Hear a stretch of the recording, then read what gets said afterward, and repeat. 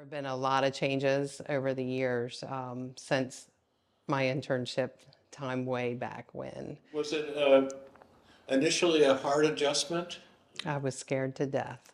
I was scared to death. I mean, it was number one, your first professional experience, um, and then to be around students that had such challenges was very intimidating for a younger adult. And I see that in so many young staff members that come to our school and to our program, and let them know it's okay. You're not coming in here and going to know all the answers, but together we will get there.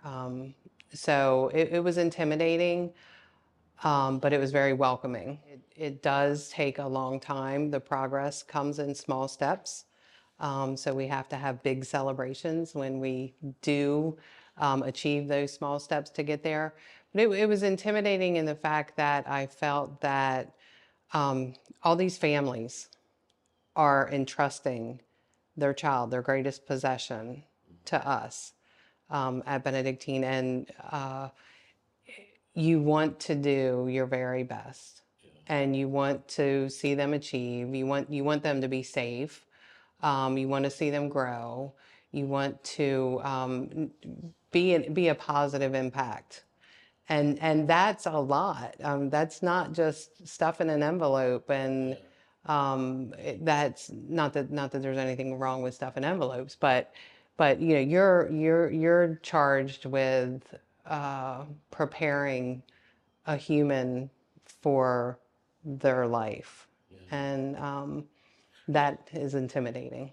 The technology has been incredible since the time that I first started at Benedictine. One of the big things I think is like the communication tools.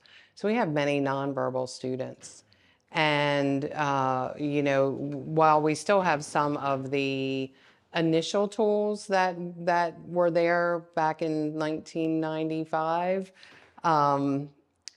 the opportunity to use different tools has grown so much. So where we would have little pictures that said, okay, here's bathroom. I want to go to the bathroom. I'm going to give you that picture. Now we have interactive dynamic devices.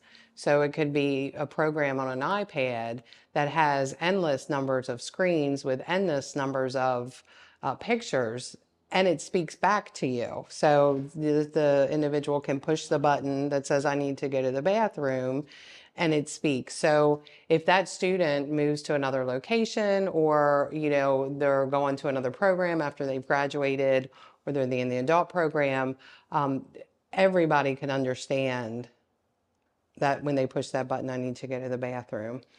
It's also helped as far as you can add pictures of family on the device. You can have identifying information like, hello, my name is Nancy Morris and my address is blah, blah, blah.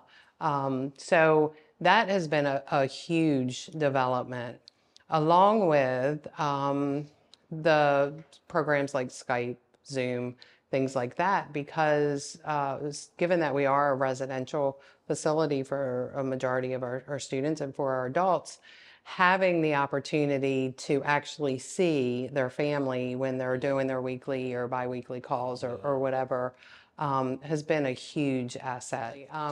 You can see their proud moment when they hit on it. No, I want a bag of chips. I don't want that apple. I want a bag of chips. I can tell them. And we have to respect that, because part of them learning the process of utilizing those tools is to be able to acknowledge and deliver when they ask. So not that we can always get everything we want when we want it, but initially when we're in the learning phases, that you want to be able to deliver what they've asked for, to say, hey, yes, I use my voice and I get what I'm asking for. Just the other day, I was helping out in a classroom during leisure duty, which is after lunch. It's kind of their downtime, and there's an individual that he doesn't like to walk anywhere. He will stand there, and with prompting, whatever, he will just stand there.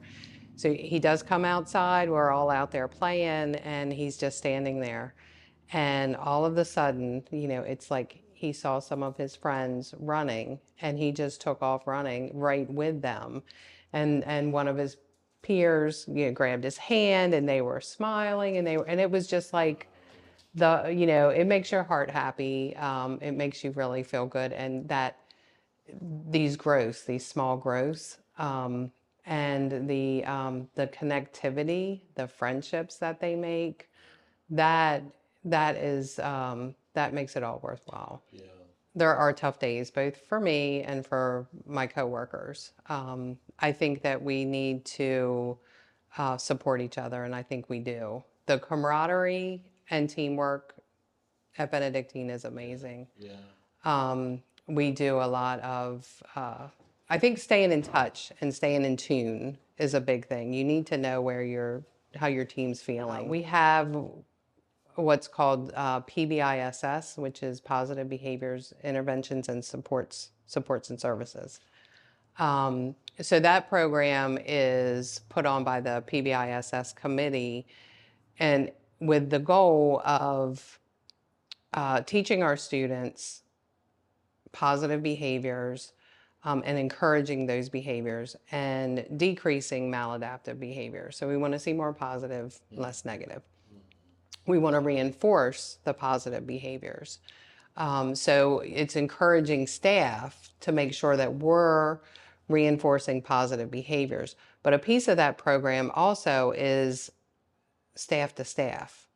So we have staff shout out cards. So you did something kind for me, or you helped me when I was having a rough day. I'm going to give you a shout out and I'm going to recognize that. So we have staff shout out cards, and then we do a drawing every month and win prizes and things like that.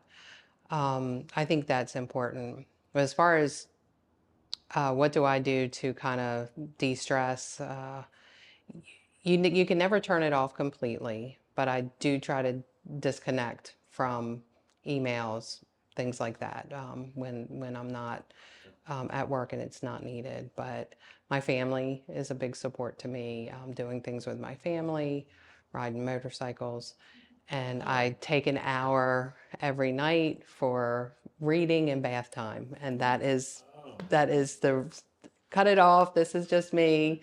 This is just me time.